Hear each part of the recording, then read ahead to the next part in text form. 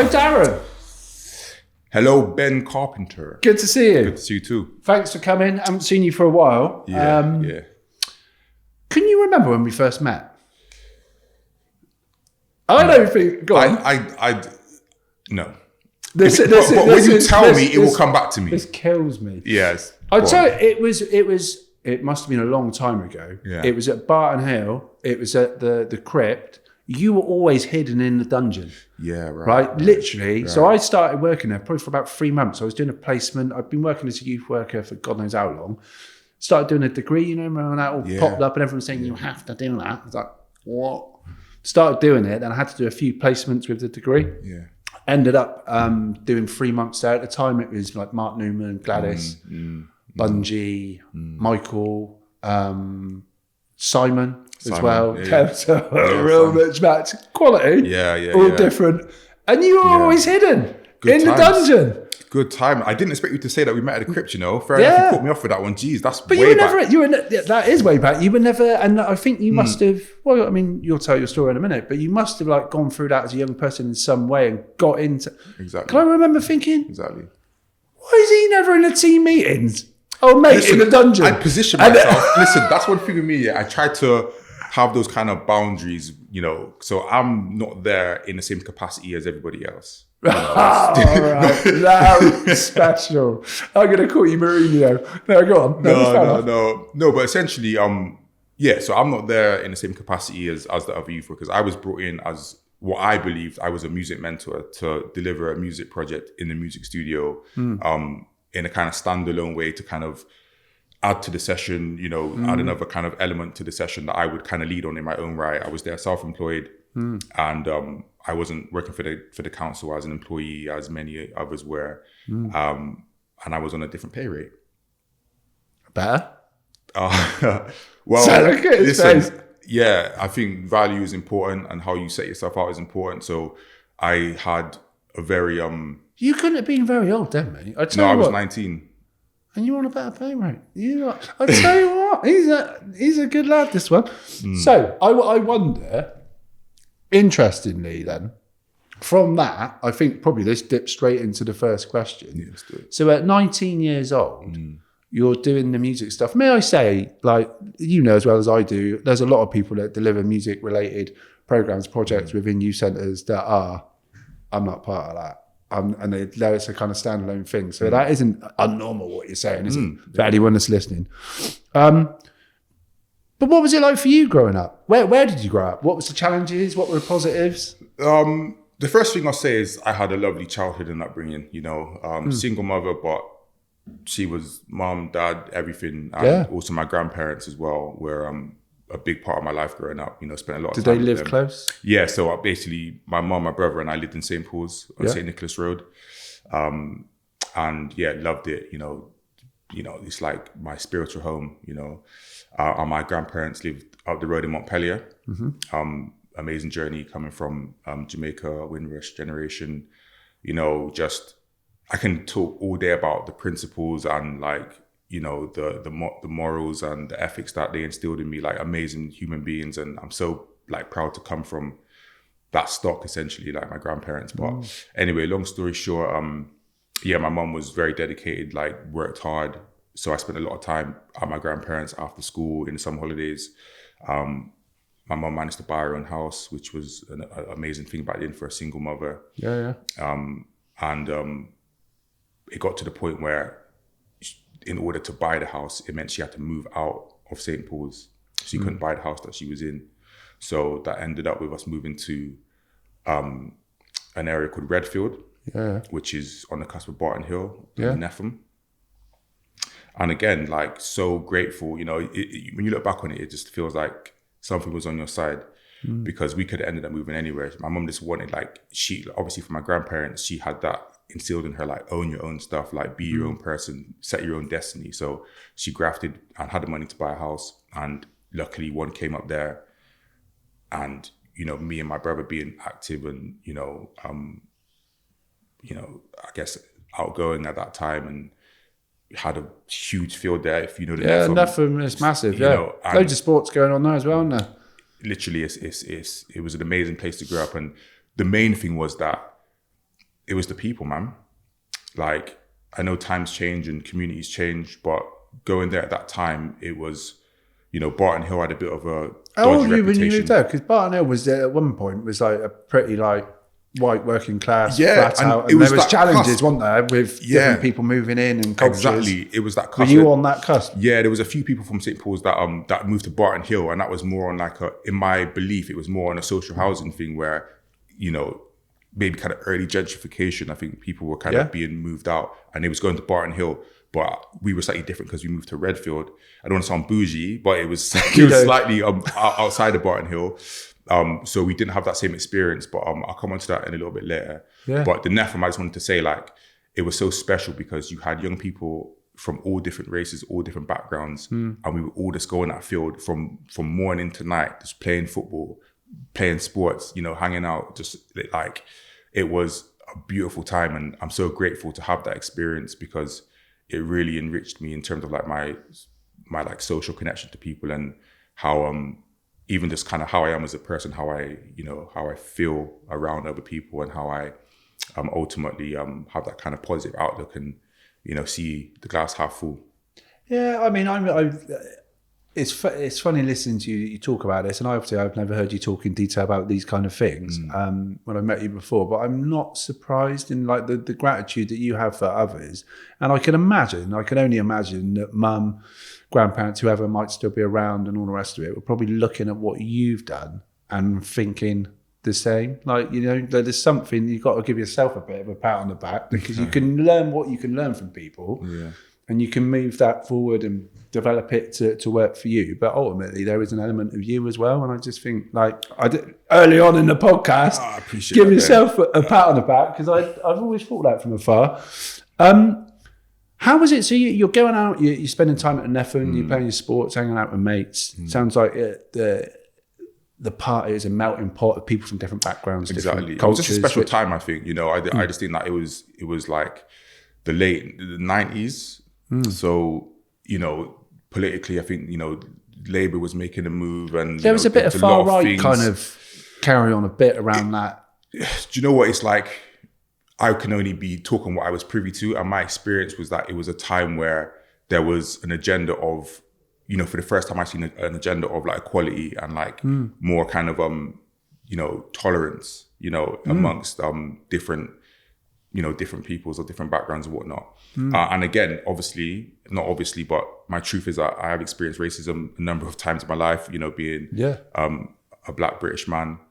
And, that is obviously hurtful and stuff that we have to deal with as I don't want to go into the acronyms and all that, but people of color, I'll just say it. That's not really a term I use a lot, but just for the purposes of making a point, there's challenges in that frame, growing up and still today, of course.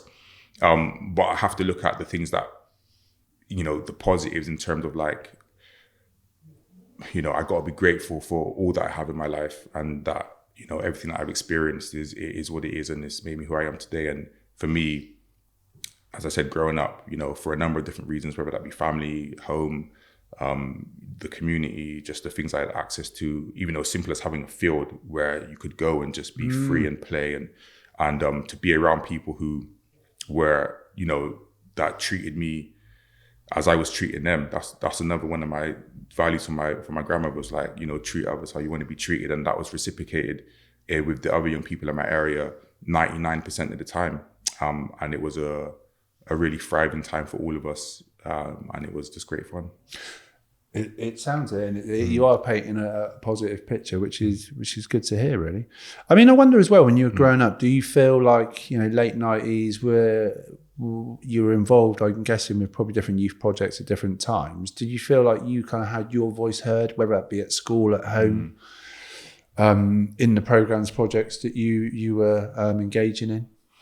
Cool. So the time I was speaking about then, like being an F, and that was probably my earlier childhood. So coming out of primary school, secondary school, I did continue, but then obviously adolescence kicked in. Yeah, so this is when we... The story might change now. The story does change. The story does change for sure. Yeah.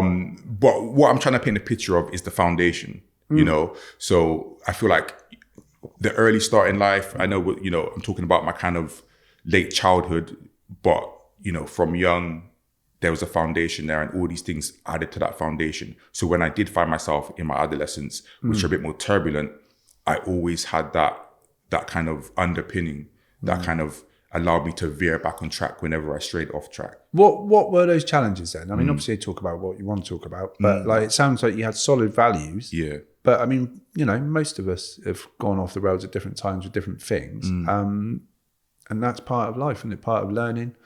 But would you like to share a few of what those challenges were growing up? Yeah. And again, I will say, like you said, everyone has challenges. So, I feel like, for me, mine were around race and the physicality of it. So I've always been big for my age. Being a young black boy, growing up in Bristol, there did come a time, especially, teens, adolescents, so kind of transitioning, less kind of a kid playing in the field and more hanging out with larger groups of friends. Some smoking, some drinking, and then there's kind of like the dynamic with like the opposite sex and all that kind of stuff as well. Yeah. Which is all just kind of plays a part, and then that kind of like toxic masculinity, trying to work out where you fit in, the sociology aspect of it.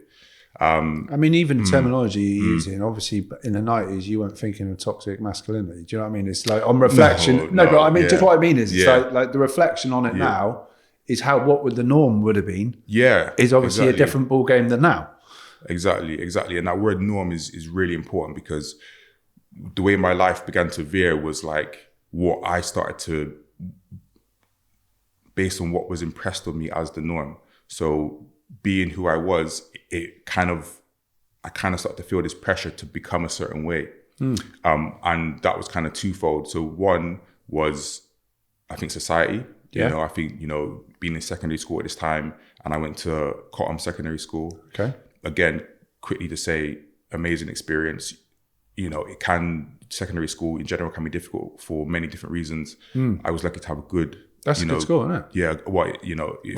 For me, it was, for the reason of it again, allowed me to be around so many different types of people. I was representing like St. Paul's and the black community going to that school, which is obviously the minority. But, there was, young people from Clifton, Redland, Southmead, all over the place. And it was challenging, because I feel like with the race thing being on the table and being the minority, we luckily knew how to stand our ground. Like the first couple days of school, I remember there was a really horrible racist slur put out there to one of my friends. It wasn't my friend at the time, but, was just another black pupil in school. And it didn't go down well for that person that said that. And even before that, just in circumstances of racism growing up, whether that be in my community or whether I was outside of my community, we kind of had, it was like the Malcolm X mindset. It was like, if you want to bring it, you're going to feel it. Do you know what I'm saying? I am grateful for having that mindset at that time, because again, for me, it allowed things to be shaped in a way which needed to be shaped in order for me to have a fair and equitable experience. Otherwise, I feel like there could have been circumstances where those factors such as race could have been used to diminish my experience. How did that play out in the community then? Because it's interesting, isn't it? I completely get like the picture you're painting. I can visualize it. I can kind of see it. I can get what you're saying. And maybe like being able to look after yourself and basically call out got to stand on the ground, piss, and just basically saying this is not acceptable. And it comes back to that kind of whole era of, actually there's an agenda of equality, there's an agenda of tolerance, and that was like a foundation. Because I know in my mum's era, they had no leg to stand on. They had to get called this, spat at, this, that, and they had to just take it. I was growing up hearing about all these things. But like you said, you've learned from their experiences growing up. Exactly. But I guess the question I was going to ask is, so was there a moment then that was, you were dealing with it with school? It's obviously bang out of order, shouldn't be happening, but your life is life, and you're dealing with it in a way that, it's got you through it. And it sounds into your own hands, at some point. But was it different? Because I'm guessing you're a big lad. So in school, you're probably going to be like, okay, and what? Yeah. Out in the community, was there other situations around the same kind of vibe of racism and discrimination that you were getting, and the situation was different because suddenly it's like, it's everyone. And it's grown adults as well. Do you know what I mean? Yeah. So like, I remember being chased before. I remember being shouted at a number of times from passing cars and stuff. You know, it's times where you're opening my mind now, Ben. It's like, sorry, mate. Talking about, which is great, but there was times where we had to like, go to certain areas and, just kind of turn up and say like, I'm what? Do you know what I mean? You've loads of verbal, we're here now. Do you know what I mean? So I feel like, yes, it could have gone many different ways, but at the time there was an element of, we got to stand our ground. We got to be proud of who we are and stand up to these things. And on the other hand, it's that masculinity thing as well. It's like, like, test me, what, do you know what I'm saying? Whatever happens, happens. And obviously you grow out of that, your brain develops and you gain that kind of rationale maturity. But when you're young and you're faced with these challenges, you have to, you kind of have to go with what you believe is best at the time. Yeah. And we all learn, don't we?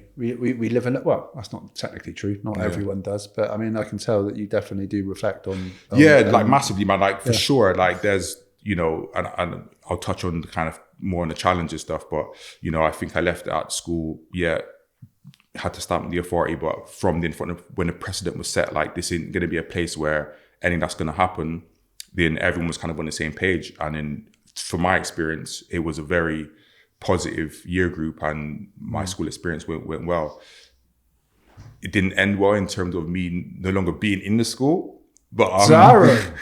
Hello, the plot thickens. What happened? The sociology aspect of it is really important to me because it's like that's the wider thing. Put education aside, put all of those, those kind of structural things aside, us as people, humans, community, society, that's what's really important is how we live our lives day to day.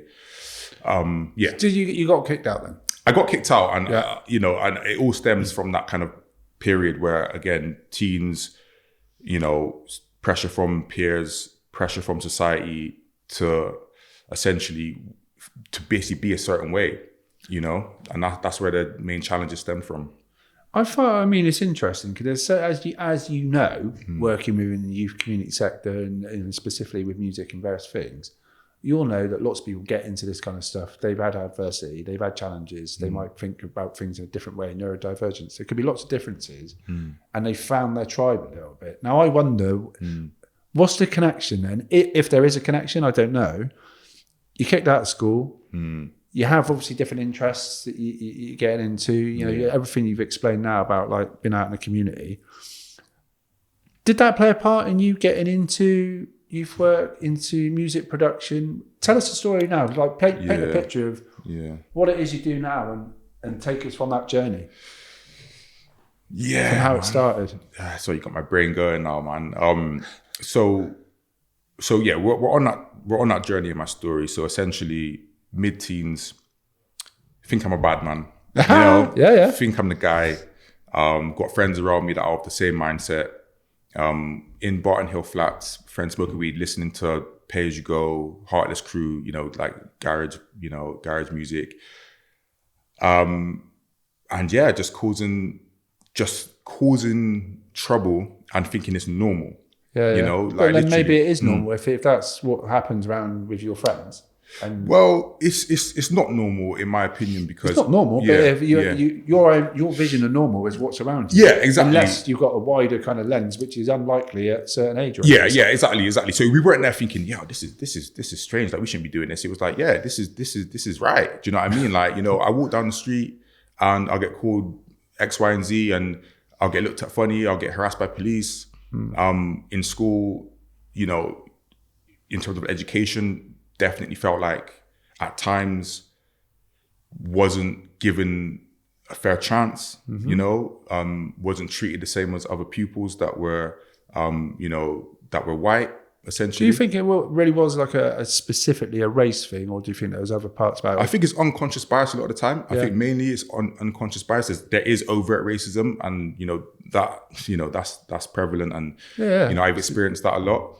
Maybe not as much as others. I want to say that as well. Like I feel like in some respects, I had a path that maybe wasn't as didn't incur some of the, really heinous stuff that I know some people have incurred. But again, I've experienced things. And in school, the unconscious bias, teachers just kind of not thinking that you're capable of as much as others, that kind of thing. Yeah. And it plays a big part because, for them, they probably didn't realize it. But you feel inferior. I mean, my yeah. story's different, but it's still like the story is still the similar thing. That you're not going to amount to anything in comparison to them. It's just an expectation that like you're just not on that level. But luckily for me, I kind of had a bit of a fire in my belly. So I wasn't really trying to hear that. But at the same time, I was playing into it because I was, and I'll take responsibility for this as well. Like I was enjoying that rebellious aspect to what was in front of me. I was enjoying, I don't want to go into too much, but there was times when I, acted out violently, and I know there was times where, oh, sorry. Should we carry it? Should we just carry on? Oh, hello. There we go. Yeah, and that's all good, man. Yeah, there was times where, I would behave and I would do things which, it just felt like, I don't know, it felt like a normal thing to do. Did you feel like it was expected? Were you playing a role? It felt like it was expected, exactly. It did, and I'm not going to diminish my responsibility or accountability in the situation because, I could have made better choices, but there were times when, for sure, I got caught up in things that were, for me, not acceptable, and that led me to being excluded from school, and that led me to being arrested and having a court case and a whole heap of things which, again, I'm grateful for now. It's a part of my journey, but at the time, it was far from decent. I mean, I'm going to pick into that off camera. I don't want to pick into that now because I know that you've gone through whatever challenges you've gone through. But the difference is I've seen you in a certain situation where you're thriving. And I think the positive part about this is you've had challenges and what's happened next. So from those difficult times, what point did you get into the music, production, the youth work angle? Something happened because I think this is man. So I'm taking long with my story, but that's okay. let's get into that because that's the real me. It's good to know your story because that's part of you. Yeah, no, it is. Because to me, it is really important. I feel like it, like I said, that the foundation, the kind of turbulence, and then the kind of the aftermath of that. So after going through that difficult spell at like 15, 16 of like being arrested, just kind of acting a fool in school, just really in school, I was just like, I'm gonna do my own thing. So they were just, at the end, they were just like, look, you got to do your own thing somewhere else. Yeah, do your own thing somewhere else. Exactly. So yeah, and getting kicked out. And, at that point, Ben, I was looking at in the courtroom, looking at my mum just there, just seething. And I'm just like, this can't run. Like, this can't run. I think you said about your mum as well. I can imagine you're probably thinking, Ben, it was like, and I know for a lot of people, like someone, whether it be their mum, their dad, their guardian, whoever, but there's that person where it's like, you don't want to let them down. And for me, that was my mum. And so again, there was these little kind of, turning points, these little kind of pinch points that made me feel like I got to make some changes. So at that point, I did kind of start to take a more positive path. I started to step into my true self, I would say. That's the point where I was like, okay, well, all of that's not really me. Who am I? Who do I want to be? And I luckily had a lot of components to lean on to be like, yeah, that's me. And then that led to better choices. So I really knuckled down when it came to my GCSEs. Even though I wasn't in school, I was still able to do my GCSEs. Okay. Academically, I was okay, by the way. I was not great, but I like I said, I played by my own rules, and I was like, I'd done my own thing. And my friends had this name for me. They called me the self-learner. Because in class, I probably was mess about, but I'd still know the answers because in my own time, I would learn what I needed to learn when I wanted to, not in the constraints of what was in front of me in the classroom. So anyway, the school kind of did me wrong because I was going to do all my GCSEs and they were just like, nah, you can only do English, maths and science. I was terrible at English. There's so many similarities. Like, seriously, but anyway, come on. I was terrible at English, man. So I was like, because I wanted to go to college at this point, and I'm like, I want to do. I didn't really know what I wanted to do, but I landed on sport because years at Neff playing football. I was like, yo, cool, I can do that. Yeah. Careers advice at that time was shocking. I'm not gonna go into it, but not good enough. Anyway, so I was like, I do sports, and then there was like this course. I had to get 5 GCSEs, A to C, to do the course I wanted to do. So I had to get A to C in double English, double science, and maths. So I knuckled down, and I got it.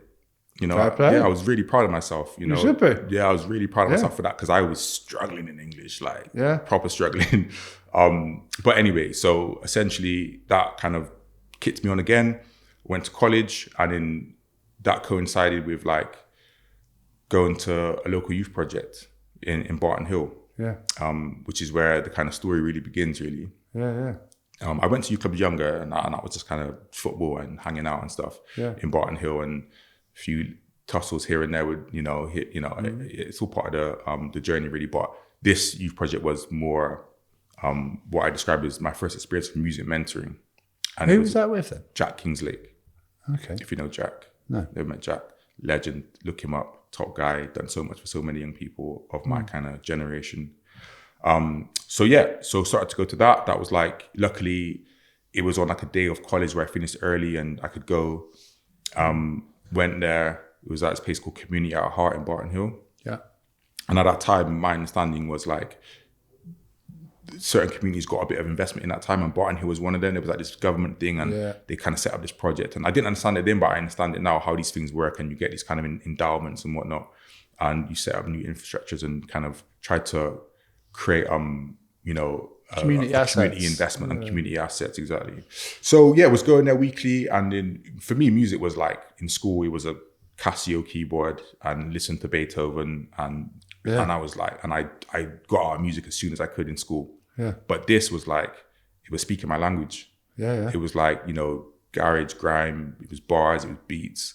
And I was like, what, this is music? Yeah. He's like, yeah, this is music. Like, and Jack's top guy, top musicians, university graduate, he knows the stuff. And he was there like, this is real music too. Do you know what I'm saying? So at that point, were you not really listening to much other music? At this point, you just suddenly, it was like, music was not even a thing. Like, it was just a part of the culture. Like listening to like, different. I can imagine it's playing into that role that you were talking about. You listen to this, that this is how you're acting and this whatever. But then it sounds like you've then been at this music program. Yeah. And you've seen into it a little bit more. It's like someone pulled away the curtain. You're like, oh, there's that. Literally, I've always loved music. I've always had a passion for music and sports and a range of other things. But I think when it came to music, I didn't fully understand the kind of breadth that was accessible, that was available in terms of being able to engage in it in a creative way. Listening to it, fine. Making it and being a part of it in a respected way that you kind of get value from. Never seen it in that way. So being there and learning, how to make music, how to be creative, and to be around my peers in a positive space. Because those times, maybe football was a positive space, but apart from that, it wasn't really any kind of positive environments to be with your friends. To be there, to be having fun, it was transformative. I can't express how transformative it was. I'm just about to ask you, how did it change your life? I mean, it changed my life because it really unlocked the doorway to becoming who I wanted to be. So I think before that, when I had the court case and all that, I knew who I could be. But this was the point where, I was ready to start, starting that new journey. So the stepping stone to go into this program with Jack, to then starting the work at Barton Hill. And at that point, you're 19 and you're getting paid more than me. I don't know how much you're getting paid, but I know for me, like, absolutely. I've always been savvy with money, and again, money's just, it's just a means to an end, of course, and it has its uses in it, and in other ways, it's detrimental. But for me, I've learned this from my grandmother, who was like the ultimate with money. Like, she made miracles happen in it, and I remember anyway, I won't go into that. But how did you? Great lessons with money from my Yeah, grandma. no, and it is. It sounds like there's a number of different things in the past that can help you going forward from family and friends. But to get into that role, and then to negotiate whatever you were going to get. Just talk me through that. I'm just thinking because I'm. So basically, it's all about making your own luck. Yeah. And I believe in that quite a lot. I think having a positive mindset and having, a certain, way about you mentally and psychologically is a big part of who I am today and who I was back then. Because I turned that corner and I was like, I'm going to make this my own. Whatever I do, I'm going to make it my own. So being at a Barton Hill Youth Project, learning about music, I dedicated myself to it. I learned the skills and an opportunity came up through Jack. So Jack was doing this daytime session for kind of, I guess it was mainly for maybe young people that kind of weren't in education, that were neat essentially. Yeah. And I was just able to go luckily because my college day was shorter on that day. Yeah. Anyway, so in the crypt where we met, that was just starting up as a youth project with the council. Okay. And this is 2005. Yeah. Something like that. 2005, 2006, and Jack's like, look, they're starting a project in the evening. I think you'd be great to go in and pass on your skills to other young people in the community. And I was like, and these times my mum is getting on to me about making money. Because honestly, Ben, I was like, I talk about want to be my own person, but I really mean that. I wasn't listening to no one, like in a positive way. I'm like, Mum, I know what I'm doing. I believe in myself. I'm gonna find my way. I'm doing good in college. I'm enjoying my life. I'm where I want to be. It will work out. And obviously she's a single parent. So she's like, you better bring some money into this house. You know what I'm saying? You've got to that. That's a fair enough conversation, isn't it? And I was like, Mom, just trust me. Do you know what I mean? Anyway, this came up and I was like, okay. I didn't really see myself really having like a paid career in it at this point. I was just doing it, knowing what it could do and wanting to be a part of it, as well as doing my sports studies in college. Which is a whole other kettle of fish, which I won't go into now because that added its own challenges in itself. But essentially, I was like, cool, yeah, let me give that a go. And to be honest, you're talking about the financial thing. I didn't set my own rate. I know that Jack was telling me about self-employment and all that kind of stuff. But when I went into the office of the people organizing it, they was like, oh yeah, this is how much you're getting paid. And I was like, damn, that's decent.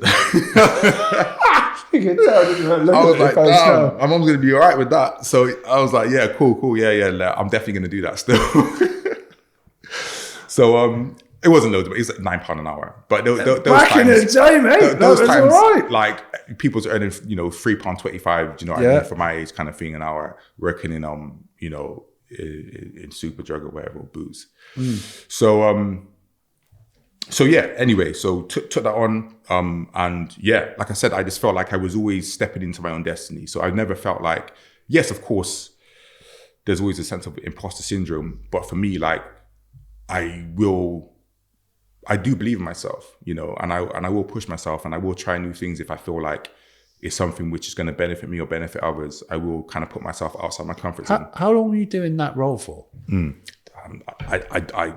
Okay, let me try and piece it together. So I started, I think that was in 2006 or 2007, maybe one of those two, 2006. So I'm still working with Jack, still doing all this stuff as a young person, like going on residentials, meeting new people, building really strong friendship groups in a positive way, kind of branching out, in different ways as a human being. And and I was working at the Crypt where we met. And I was leading this project, making music with young people. And again, for me, it was just all that same tapestry of using this creative outlet to kind of unlock who you really are, do something positive, be creative, have fun, be social, learn, aspire, all those things. So it was just really showing me like, this is so valuable and so useful to so many people. And it can do so much more. So I was working at the Crypt for a number of years. I can't say exactly how many, but I know when it ended. So I think it started in 2006 and it ended in 2012. But from this point, what was the move? Because then we're kind of, I'm guessing we're probably getting close to Ace territory. Yeah. I'll fast forward to that now. And so from doing that, and that sounds like you're grounding, you're understanding, you're learning the tricks of the trade, learning, understanding, engaging people, learning all those different things on the ground in Barton Hill. Yeah. You've obviously done well by doing that, and you must have thought, hang on a minute. Maybe there's something else. So how do you go from? Maybe explain what Ace is. Yeah, it didn't happen overnight. So it took a number of years. So working in Barton Hill, and luckily, again, being in the right place at the right time, making your own luck. Other things started to pop up because this music mentoring ideology was becoming popular. Music mentoring, it's transformative. And obviously, shout out to like Basement and Troy, because I know even in school, my good friend MC named Bugsy, a very close friend of mine, he is one of the most successful artists from Bristol, I would say, and he started music in Basement Studio, as well as many other people. Even I think including like Ronnie Size and those people back in the day. So a lot of It was a youth club. I can't remember what the name of the youth club was. It was in Sefton Park. That's it. He gave his bloody Mercury money, didn't he? Mercury Prize Award money. He gave it to Sefton Park Youth Club. Yeah. That's the power of youth work right there. Exactly, man. So it was kind of building on that. So I have to shout out them. And Jack obviously was doing his own thing with his own company, and brought a number of us on board. Got me involved in the Crypt.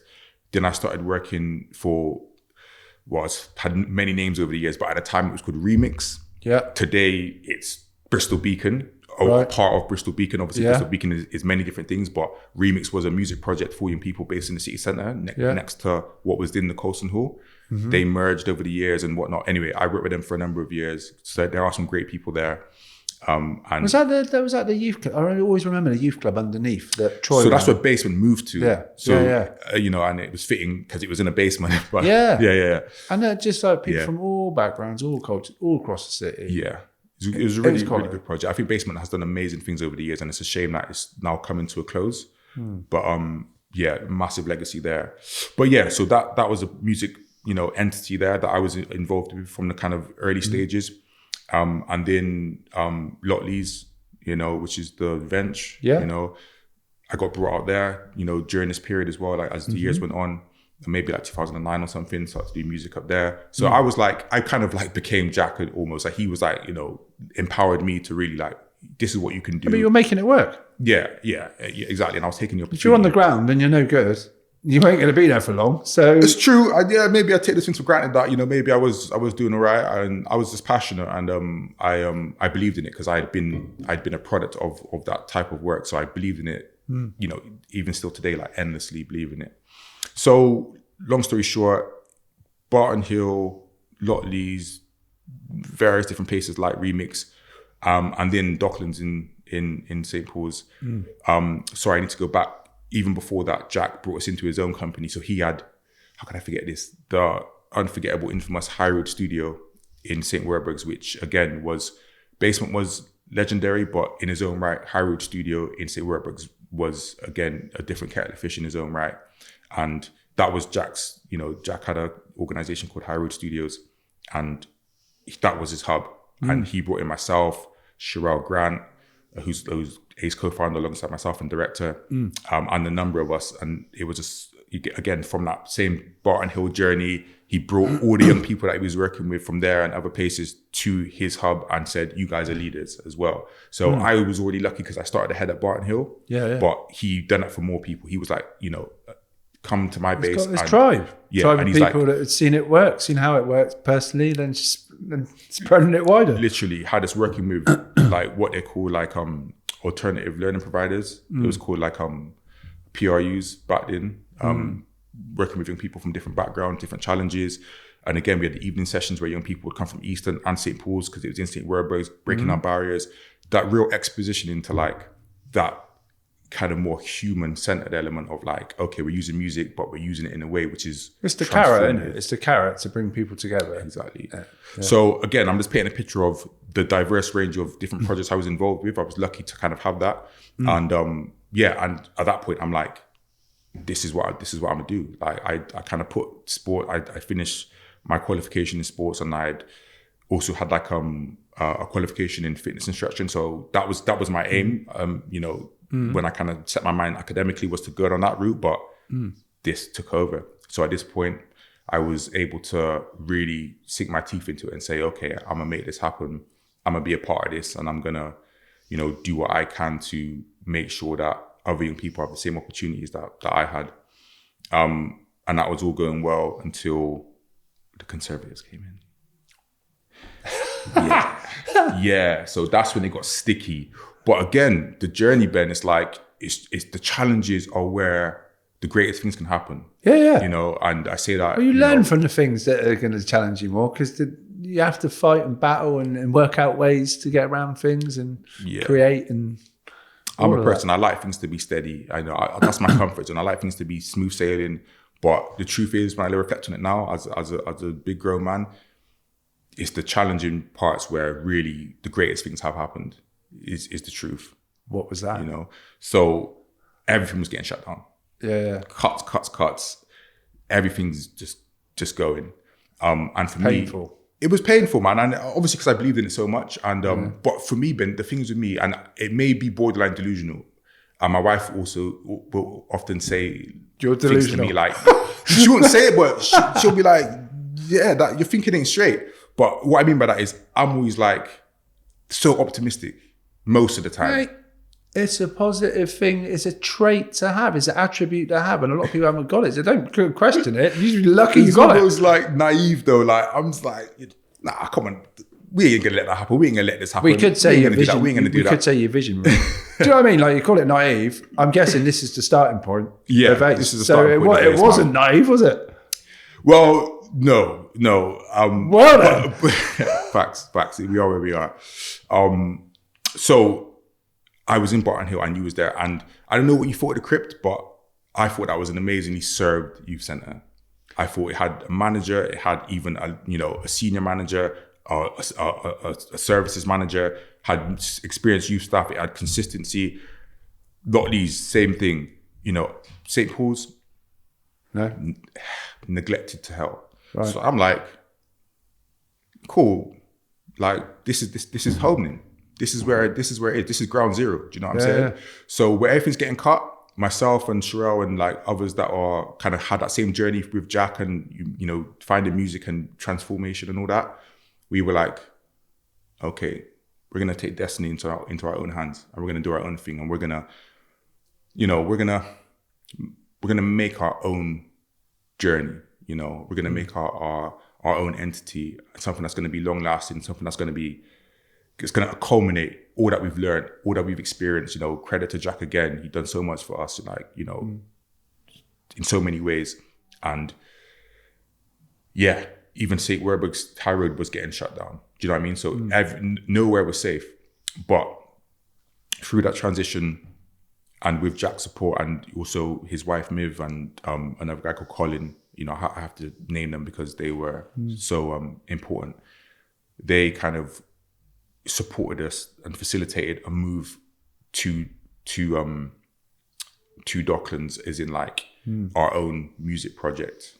It's interesting, isn't it, to think that there wasn't much provision in St. Paul's, considering all the kind of the challenges that have gone on in the past. Because there's over the years there's different times, isn't there? So with all the riots and all the rest of it, suddenly then there's loads of money put into different people from the communities that have been in part of these different things, to then get into teaching youth. I mean, we can name a lot of these older youth workers that went through that, and it goes in waves. Yeah. But then, a lot of them would have been your youth workers or people in that wave. Yeah. And then you've gone through your journey, and then you're looking up the road, and it's like there's nothing there. That's what it felt like. Madness, for sure. And I'm not. And that's cuts. I'm not. I know that there's always been great community work going on in St. Paul's. I'm not privy to everything. I'm only limited to my own experience, and and it's not covering all bases. In my lane, what I was experiencing... Not on your own, by saying that. That's across the city. It was just... It just felt like there was a real gap there. And because I was in other areas, and of course, those areas needed what they had and more. I'm not trying to say like they had too much or like they was kind of being, favored, but it just happened to be that I think with St. Paul's, and it just happened to be like, as a human being, as a person, that's kind of like where my heart is in terms of where I feel like I grew up. And obviously being the historic place that is, the important place that it is, and just for so many reasons, it just all made sense, man. So actually, it was a positive thing to be able to take that stance for that project and for having an offer for young people. And I think probably what would be good now is because this is when I remember, like I can't remember what the reason was, but I was like, I recognise him. What's going on? Ace, what's this? Yeah. And I'll just tell you now, I only ever hear good things. Do you know what I mean? Which is, I'm not full of shit, so I can say I know you're not, because otherwise I just wouldn't bother. I just say, mate, you need to pull your socks up. Yeah, no. It was only good things, Real. and I'm thinking to myself, he's done well there. What's going on? So to anyone that don't know what Ace is, okay, what do you do? Because you do good things. Okay, so I'm gonna just go straight into ACE now, and I can connect the dots later. So, aspiration, creation, elevation. Yeah, so that's the name of the organization, incorporated in 2013. And what we're trying to do is empower disenfranchised young people, essentially who face racial and socioeconomic barriers, to basically overcome those barriers and become the best version of themselves. And we do that through kind of 3 kind of pillars, really, as part of our methodology. So that's creative arts, so mainly music being, our speciality, role model guidance, so that's like mentoring, trusted adults, youth work, so to speak, and inspirational experiences. So that's taking young people out of the comfort zone and broadening their horizons. So through a mixture of those things at different times, we run a range of projects and programs, open access sessions, still at Docklands Youth Centre to this very day, 3 sessions a week we do that, open access. We also do a session in Easton now, which we're proud to say we've branched out geographically as an organisation. So we're in Easton, also at a pickle factory doing our Friday session in the evening. So that's one layer of it. We do group work. So we do like cookout sessions with young people that incorporate life skills and important conversation. We do a lot of one-to-one mentoring. So whether that be to like nurture kind of talents, or whether that be to support young people who's facing particular challenges, such as proximity to youth violence and crime or well-being, and other kind of factors. We run a youth record label called Born to Be Records, which has had some real successes over the years. We do a number of trips and experiences. Like, it's amazing. We've been doing like 3 residentials a year, taking young people outside of the city to nature and experiencing new things. We took young people to like roller disco a couple of weeks ago. Some of our youngest group. We've done many different kind of experiences and stuff as well. Yeah. So we took young people to Glastonbury, performed at Glastonbury. We've had young people perform at Love Saves the Day Festival. We've had taken young people to the O2, to music conferences. We've taken young people to Bristol Beacon to see other young people perform. Anyway, we've done some really, really cool and incredible stuff. And on top of that, we do a lot of like partnership work. So we're currently in talks with an organization about supporting them to do like a podcast. We were at St. Paul's Carnival, so we run like the youth stage at St. Paul's Carnival. We'll do like a showcase takeover at Harbourside. So there's a lot of different things, but I think our core services are like open access, one-to-one group work in the community. And then there's things that kind of offshoot outside of that. And another really significant part of our organization that we've developed in the last couple of years is work in schools, which is a whole other kettle of fish, which is like a whole nother landscape. It all interlinks to the journey you've spoken about. It does, because it's all important, and it's all very much like trigger points for real change. I mean, that it's amazing to hear. I mean, there's loads in that I didn't know of, and I'm not shocked. Which probably tells another little story as well. I guess though, with all that stuff that you've just said that's happened, and we touched on it before, we kind of started filming. You started talking about the architect and the alchemist, and like you've obviously started in the dungeon doing the music production, chatting with young people, building relationships and things that go from there. You know? But now everything you've just explained there, there's a lot going on. So I mean, like, how many people are working for you? You've probably got a number of different sessional workers. And God knows what. Yeah. So we're still a small organization, I would say. And we're proud to be that. We're very much on the ground, and I feel like that's really important, because for us and for me, it's not about the size; it's about the influence and the impact. So we're very much punching above our weight, but that's where we need to be now. And being the architect that, the archetype that I am always about incremental steps, not trying to be, trying to run before we can crawl, so to speak.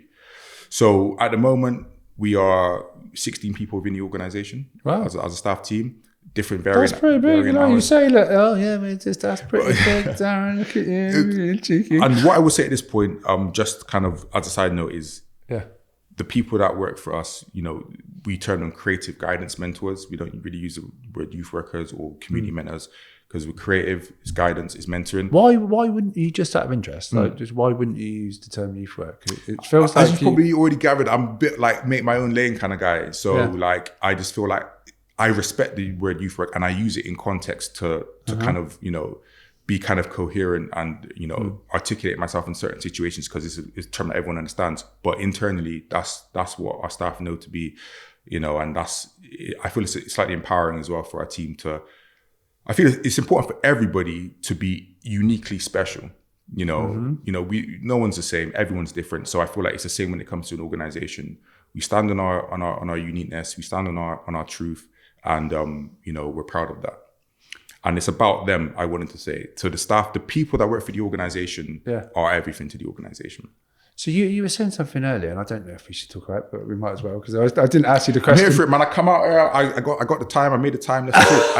And then the editing can happen, but let's just talk. No, yeah, exactly. Yeah. But you were talking about the alchemist, weren't you, and the architect? Now, like at some point, you're doing your creative thing. Yeah. You're creating the music. You're producing music, supporting young people. But then you've, as we've spoken about, and I think about this, because there'll be people watching this that might work with organisations. They might be youth workers. They might be working in music production. There could be people that are CEOs. There could be young people. There could be a million different people who do lots of different things. But what I think is really interesting is there's many people that have found their lane in something that they're passionate about, they enjoy. But how do they then develop something that gets to a point where nothing's ever really sustainable in the world that we work in within the voluntary sector? But you've done very well. Yeah. So you've gone from that alchemist to the architect. Yes, man, you're exactly right. So talk us through that. What is it for people that don't know? So and this isn't something I made up. This is something that I've learned. So ultimately, like they say, what I've been told is that a good balance to any kind of successful venture is like you have two sides to it: alchemy and architecture. So alchemist is like creative, kind of thinking outside the box, trying things out, basically not being afraid to get things wrong, really important, learning from mistakes, being a bit fearless. The architect is a bit more reserved, a bit more cautious, a bit more planning out, a bit more like shape, structure, processes, how do we get from A to B to C, where the alchemist is like, I'm at Z, and I'll work out the rest of the alphabet later, do you know what I'm saying? And both together kind of make something special. Can make, not always, but can make something special. And I do believe that from my own experience. So being an alchemist, right? So I didn't really touch on that, and I'll touch on it quickly. So even working with Jack, dedicate myself to music, being a bit of an all or nothing person, I got quite good at making music. And it did lead me to doing some pretty cool stuff like, Reading and Leeds Festival, being the first act from Bristol to be played on BBC, introducing One Extra, Radio 1, going up to One Extra, being live on air. When the Olympics was in London 2012, we went to the Athletes Village and played music for the athletes. Just some nice, cool stuff. Wow. But I tell you what, I was faking it until I made it. Like, it wasn't me. Right. It wasn't me. So as much as I thought I was an alchemist, I was just actually compensating. Playing a role. I was playing a role. And because I believe I'm such a strong, and I'll say this because of where I am, I'm not really one to boast, but my architecture skills are mad. My architecture skills are my talent, right? And at that time, I was kind of compensating for the alchemist role through being so good at being an architect. Because I would structure out these songs, I would find artists, I would construct, I would do so much of like the technical structure and stuff that it ended up making something which was like, okay, that can fit in that box and that will get you here and that will get you there and that will lead to that. So it was all planned out. It wasn't like what they say an artist should be, which is like just being in the moment, man. and just like being free and just like seeing what comes to you and going with the flow. I was never doing that. I was plotting out every like perfectionist make it anyway. So great things happened through that, but I did realize at one point, this is not me.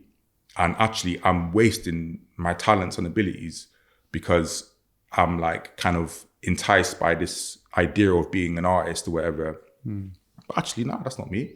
So that made me lean 100% into working with young people, because I felt like there are young people out there, not just in music, but just in life, who may not get the opportunity, may not get the support, may not get the pathway to be their best true self and realize who they want to be and who they are.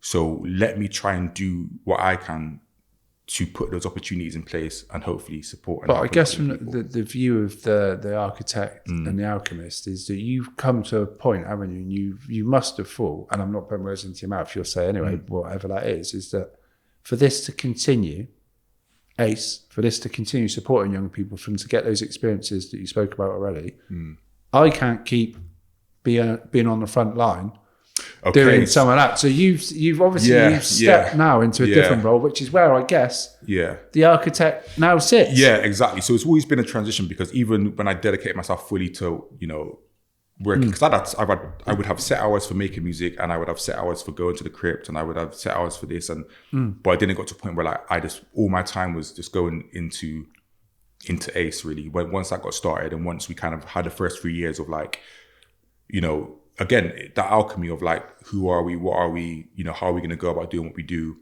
Because we wanted to learn from the past. We wanted to learn from what Jack did and what Remix were doing, Bristol Beacon guys and whatever. And we were like, who are we? And that phase, for anyone that's wanting to start an organization, start a business, start a community group, that's so important to know kind of what your skills are, what you're able to do, who it is that you're trying to reach, why you're trying to reach them, and what does success look like. So we kind of formed our vision, our mission, our values, all that diligent stuff. And then that's where I was like, this is, I wouldn't say it's easy, but this feels comfortable for me. This feels like where I should be, is doing things like this, putting things in place for greatness to happen, for great things to happen, having this foreground, having this foundation. And again, I'll refer back to foundation. Even me as a person, I realized how much the foundation has supported the growth of the structure. So boom, I'm like, this is where I need to be. So again, it's about those little increments where that reaffirm that journey, do you know what I'm saying? And creating Ace and learning about business governance, learning about, because Hearts in the community is working with young people, but running an organization requires a whole different skill set. Yeah. So then, and it's not a skill set that a lot of people that set things up from the grassroots and up that generally have, because they're normally probably the alchemists, the creative. I mean, there's nothing wrong with that. Yeah, no, I class myself as you are an alchemist in my opinion, fully. But, no, I know, and that's great. But so it's, and this is the thing. This is the nod to the people that listen. That maybe it's trying to find the balance, and if the balance isn't necessarily with the one, then there could be the two, or or whatever it is. And you've obviously worked out that utilising those skills as the architect has stabilised this thing that's then opened the space for others to do the alchemy and to do the creating. So exactly, and that's where we are now. And I feel like all of that comes from, and again, this is from my own journey, from what I experienced, and for what I want for young people is to learn about yourself. I think that moment there, and I've had those incremental moments when I was in that court case, when I was getting thrown out of school, when I met Jack and went to the project, when I started to work at the crypt, when the thing cuts, you just work out in those moments kind of who you are and who you want to be. And the reason why I say that is because, including myself, we spend way too much time being something that we're not. And that's not going to lead to you being your best self and being your happiest, most fruitful, purposeful self. And that's the world that we live in. Sometimes it's not our fault. There's a lot of influences out there. There's a lot of, constraints and pressures. And I've faced it myself, as I said. But the quicker and in the most kind of productive way that you can get to that point where you're like, I kind of understand who I am. I know we all have to push our comfort zone, but we have to understand our comfort zone, understand what pushes it and how we balance that. All those little things that kind of allow you to kind of be like, okay, well, this is the direction I'm going in, Allow for flexibility, but have a direction. I've been a victim of again, through my learning of being a bit of a control freak. Yeah. And again, that's probably a negative side of the architect. Well, but I mean, I'd say that being aware of things that haven't gone so well allows you to look at things in a different way and maybe try things in a different way in the future. I think it's when people aren't aware. Yeah, it's aware. Like, exactly. Everyone makes mistakes. Awareness is exactly what I'm you saying. You are not going to stop making mistakes. It's like I'm not on no one else. 100%. But the awareness is the thing. And to be honest with you, that's the thing that has shone out quite a lot generally from conversations in the past. I say it's a key part of youth work, but it's the reflection. The constant reflection to, okay, like you could use like theory and science, whatever you want to use of it, but it's like, it is that reflection and then changing things then to Exactly. You can only learn, like we're going to make mistakes, as you said, we have to learn, but I also feel like we have responsibility to learn and then, embed that learning, make better choices. And this is what I say to young people as well. It's like, I'm never even going to look at you in any kind of way for making a mistake. Like, never. I'm never going to judge. It's how you act after, isn't it? It's what you do with that. Do you know what I'm saying? It's the choices that you make. And what marries with that well is an understanding of who you are and who you want to be. Because if someone's really kind of has no understanding of who they are, what they want to be, what their strengths are, what their weaknesses are, what motivates them, those simple things, then you can't expect them to make good choices because they're making choices based on something which isn't reality. And this is where Ace and many others support people to be in This is what it's about. Into those situations. Yeah, so I have got millions of questions. Sorry, and I've got man, no idea about the time. Taking up loads of time. No, but the editing's going to do its magic. He won't do any editing. This is it. We keep it real. This is it. Okay, sorry, because I'm taking long. I've got loads of questions. But, I mean, to be honest with you, I think probably a lot of them have been answered anyway. I hope so. Sorry for taking long. No, there's nothing. Listen, you've got nothing to be sorry about. What I think is it's brilliant to actually hear that journey. And to other people that might listen to this, actually to understand the journeys that people take is different for everyone, and about how you actually can make something that really matters happen if you stick to your lane, learn from your mistakes and keep going. And you are absolutely proof of this. Like, I'm not blowing smoke at it. Like it's reality. Yeah. And people will hear it. Appreciate that. And people that know the sector know it as well. I think for me, I'm interested as well. What's next? Because I've got so many. With your architect kind of hat on, I can just imagine you're like, all right, I'm okay. We're going to do that. I mean, don't say anything you don't want to. No, it's not that deep, man. I feel like, so with this whole. So I know I keep diverting on, but I no, it's all right, because I'm not going to bother asking the questions. I'm just interested now. Let's go for it. But with the architect mentality, like I said, there's downsides to that. And what I want to kind of preempt the answer of your question is like some of, when we learn more about ourselves and about who we are and whatnot, you do discover the weaknesses and strengths. And through my work and through, my amazing wife, who we've had a relationship now for almost 20 years. Yes, mad, I know, started young. No, but that's a positive right there, that you've got stability. Love of my life, but I've done a lot through her, do you know what I mean? As being the closest person to me as an adult. And I do like to control things, right? And again, control can suffocate things, right? And I've learned that as well. I've learned that and I've reflected on that, and I've had to kind of make better choices when it comes to certain things, based on my experience. And the reason why I say this is because when we talk about that shift from alchemist to architect for me, and just finding like my true self in the professional world, and in life in general, I've had to also try to find that balance, because it's not like, to get the best out of me, there needs to be alchemy from outside of me. Do you know what I'm saying? Whereas I started as mainly an alchemist, and I kind of been doing a bit of both when I was like, on the ground doing a lot of youth work, which is very, very passionate about. Of course, that's my heart. But then setting up an organization, doing business courses, learning how to sustain, build, grow, develop an entity which is going to essentially change lives, serve the people, and, the community, and have a legacy. Do you know what I mean? So that's the kind of middle phase of doing a bit of both. And then now where I'm at that kind of next phase where I'm, primarily really just orchestrating things and keeping a structure and creating a culture, and essentially having a space and place for great things to happen. And that greatness comes from the people that work for ACE.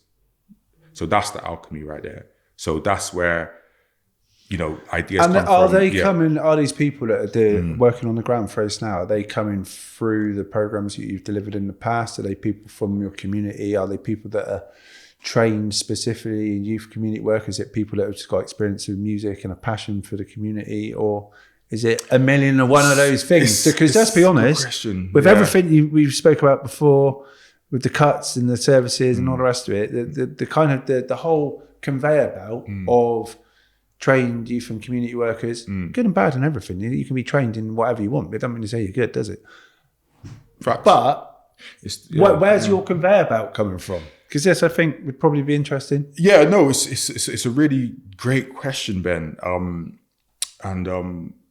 Let me tackle it. So essentially, staff, people on the ground is the most valuable thing within our organization, hands down. But it's also the hardest thing to attain.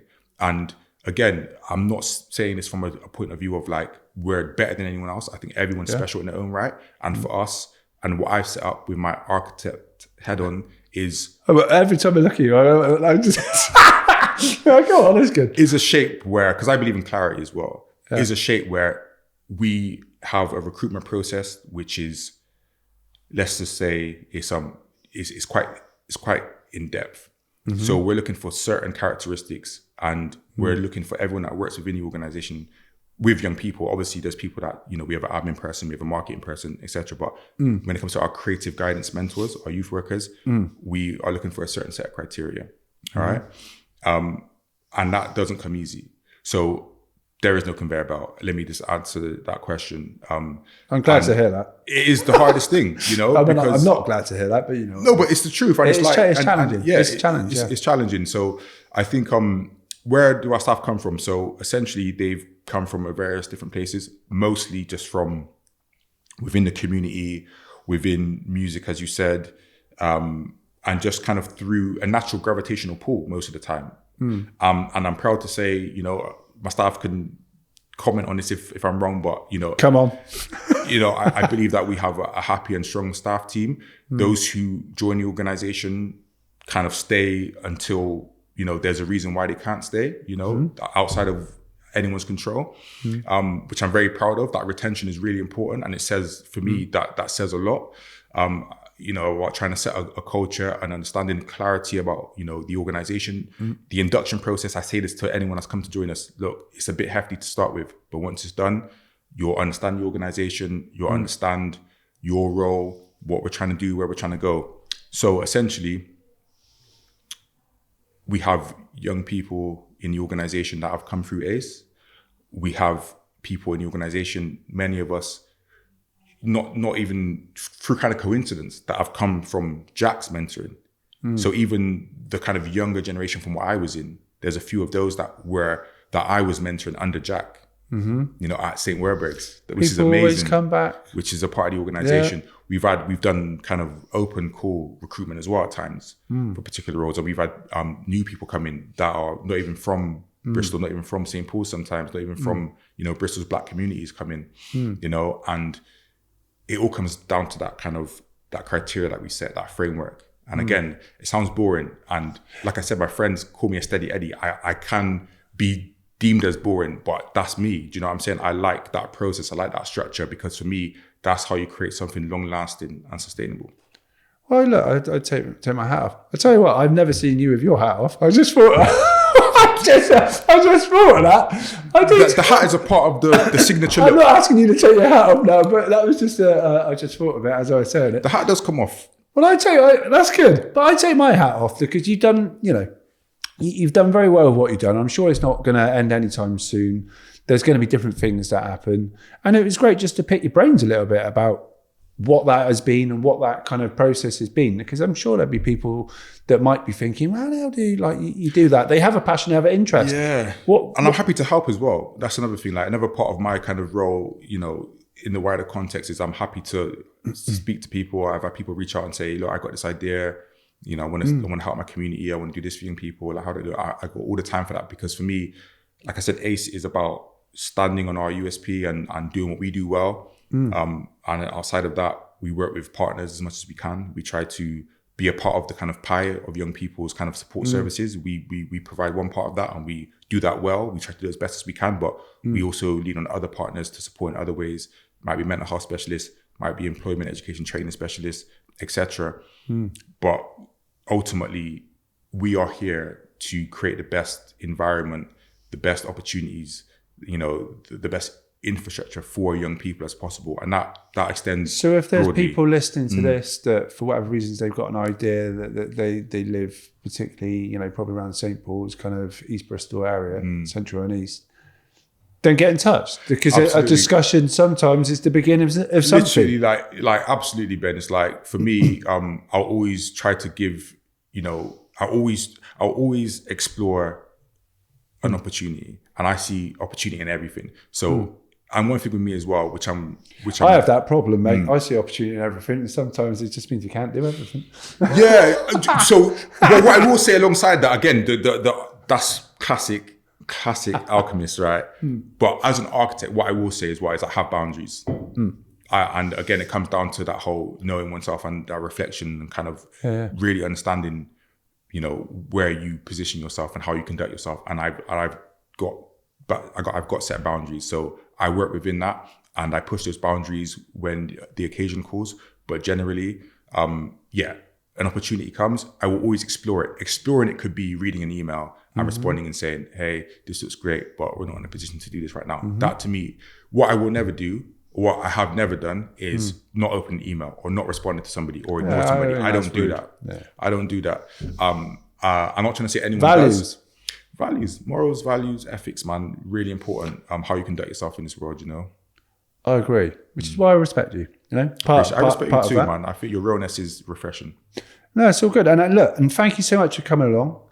The podcast is called What Really Matters, and this question is always like for different people. They're like, "Whoa, this is a bit big," or however you take it is however you want to take it. But the final question is, if I said to you now, what the first thing that comes into your head, what is it that really matters to you? Yeah. Lay it down, whether it be, family-wise, personally, professionally. What is it? You've got I've taken up so much of your time. How much more time has... You've only got to say one thing, and you can't write it down like an architect. You've got to hit me. What comes to your head? Okay, so... What I did have a little think about this, I'll be honest. I seen you were faking that, and you were like, "Oh, I didn't know what to say." No. I don't know what to say, because I can say a million things, but I'm going to try and keep it simple. There's a million things I can say, because I think that's a really important question. I've taken a lot of your time. I'm going to try and be quick. So I think ultimately, perspective, is really important. Yeah, really important. Yeah, and what I mean by that is we all have different lives, And whether you have a lot or you have a little, or you live here, you live there, you stand in your own truth, and having an understanding of who you want to be and how you conduct yourself and what really matters to you, those things is really important. So the mindset, the perspective, and how you view the world, because ultimately how you view the world is kind of what you get back in return. And how you treat the world, isn't it? So that's really important. That's one. Another one is kindness. Taking a piss, isn't it? I'm joking. Kindness. I'm joking. I think ultimately, like, more than being an architect and having kind of, certain skill sets and talents maybe in that kind of vein, kindness. I think, like, the reason why I feel like I've supported a lot of young people, and a lot of young people have kind of said to me, "Oh, you've been helpful, I've liked working with you," is kindness. And I think generally in life, kindness goes a long way. So I really, really vouch for that, man. Morality, ethics, and I won't go into it, but spirituality is really important to me, and that really matters as well. Not religious, but I'm spiritual. And I won't go into it, and I'll leave it there, and I thank you for your time. Thank you. Go steady. Yeah.